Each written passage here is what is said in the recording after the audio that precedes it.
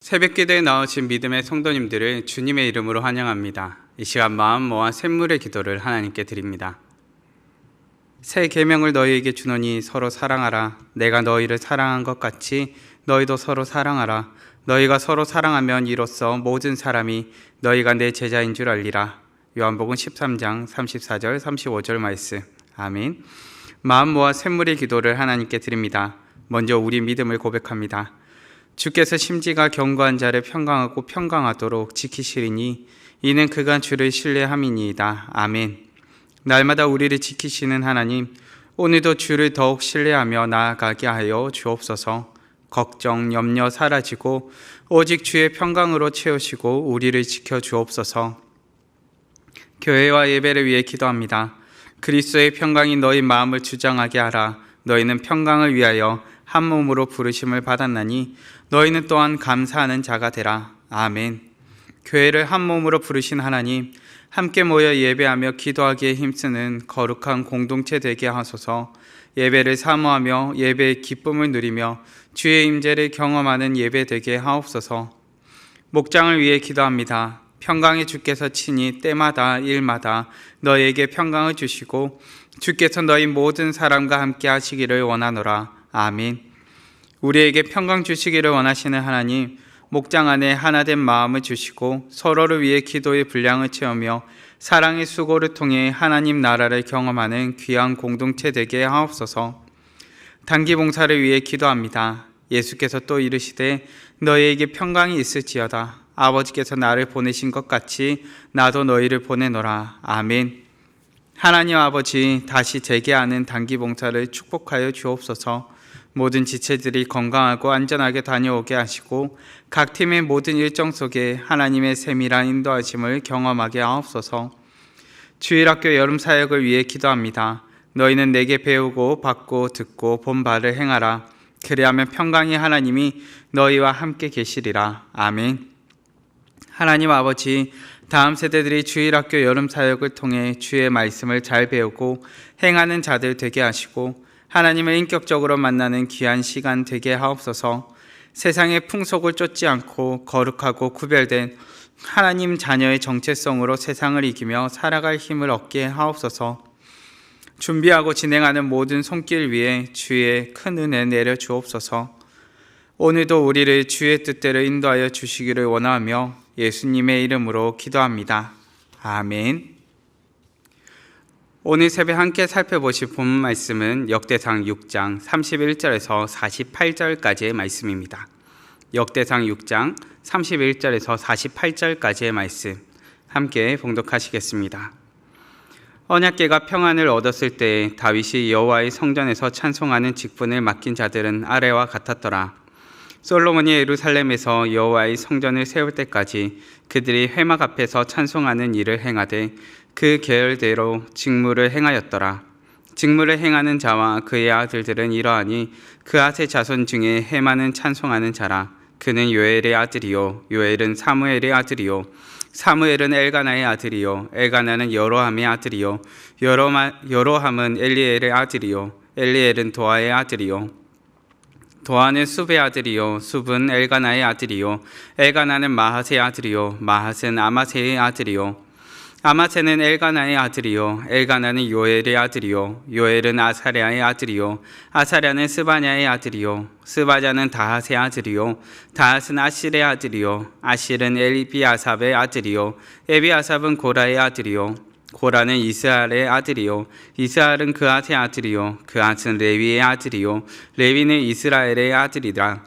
헤만의 형제 아삽은 헤만의 오른쪽에서 직무를 하였으니 그는 베레가의 아들이요 베레가는 시므야의 아들이요 시므아는 미가엘의 아들이요 미가엘은 바세야의 아들이요 바세야는 말기야의 아들이요 말기야는 에드니의 아들이요 에드니는 세라의 아들이요 세라는 아다야의 아들이요 아다야는 에단의 아들이요 에단은 신마의 아들이요 신마는 시므이의 아들이요 시므이는 야핫의 아들이요 야핫은 게르손의 아들이요 게르손은 레위의 아들이며 그들의 형제 무라리의 자손 중 그의 왼쪽에서 직무를 행하는 자는 에단이라.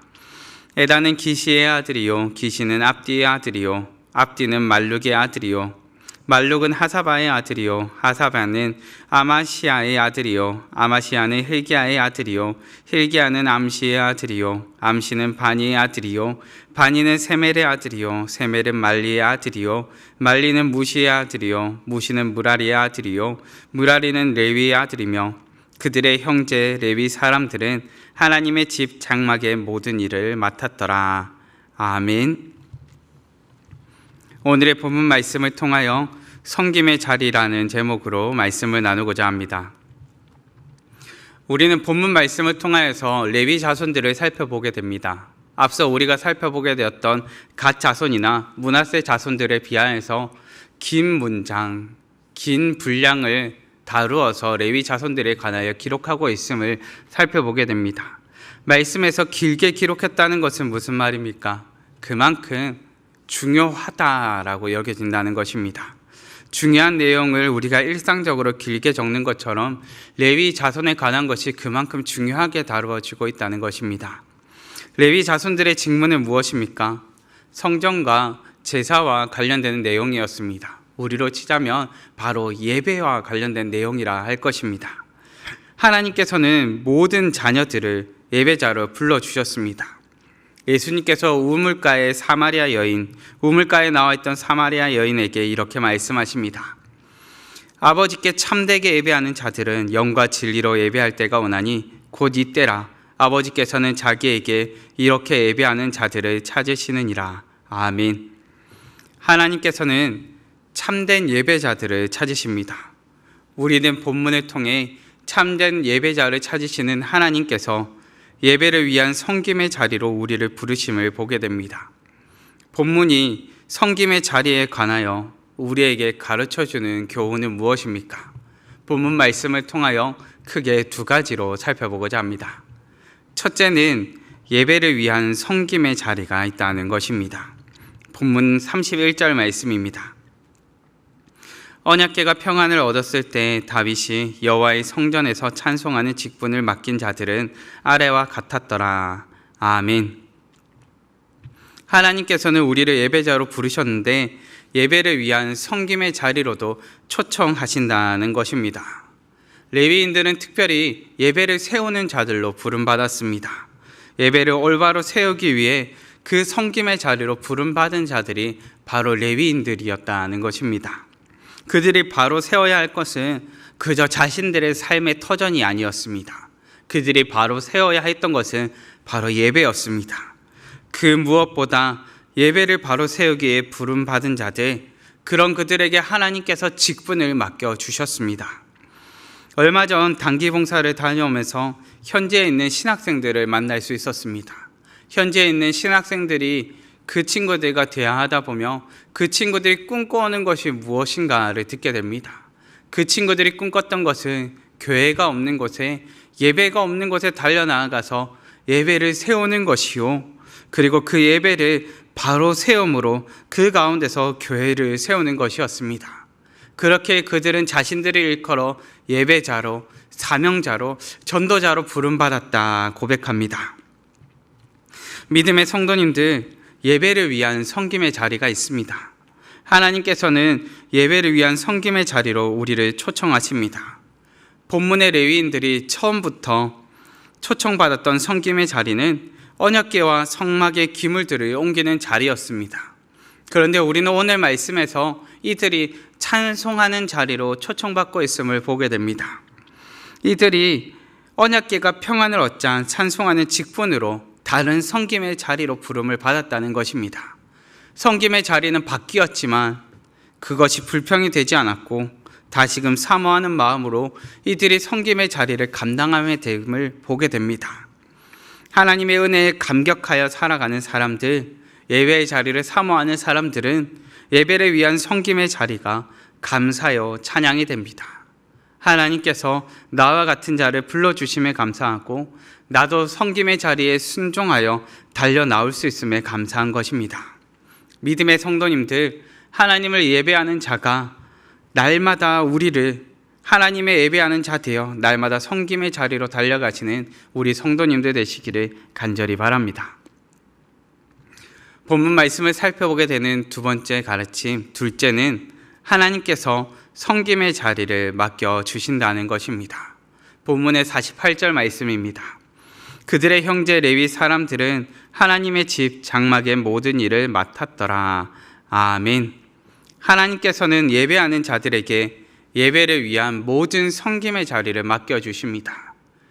예배의 자리 가운데 섬김의 자리가 있겠지만 그 섬김의 자리는 누가 맡겨주신다고요?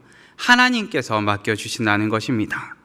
하나님께서 예배를 위한 섬김의 자리를 맡겨주시는 것입니다. 본문에서 말하는 모든 일에는 기물을 닦고 옮기고 정리하는 일부터 제사와 찬송과 율례와 법도를 가르치는 일, 그리고 음식을 나누고 청소하는 일들, 다양한 일들을 포함하고 있습니다. 우리가 우리에게 무언가 일을 맡기려고 한다면 우리 성도님들께서는 어떻게 했습니까? 믿을 만한 사람에게 일을 맡기시겠습니까? 아니면 믿지 못할 사람에게 일을 맡기시겠습니까? 우리는 분명 믿을 만한 사람에게 일을 맡기려 할 것입니다. 그런데 하나님께서 우리에게 하나님과의 관계에 있어 가장 중요한 예배의 자리를 위한 섬김을 우리에게 맡겨주셨습니다. 예배의 자리 가운데 하나님께서 모든 영역을 채우시는 것이 아니라 그 자리 가운데 우리가 섬겨야 할 그 섬김의 자리를 허락해 주시고 우리에게 맡겨주셨다는 것입니다. 하나님께서는 우리가 나와 순고하고 섬길 자리들을 허락해 주셨습니다.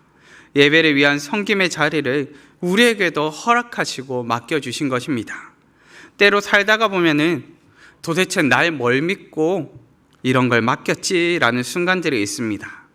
나에게 너무나 과분한 일이 맡겨지거나 혹은 어떻게 나를 신뢰할 수 있지라는 생각이 들 때 이와 같은 질문이 던져집니다. 하나님께서 우리에게 맡기신 섬김에도 때로는 이런 생각이 들 때가 있습니다. 하나님께서 도대체 날 뭘 믿고 이렇게 맡겨주셨지?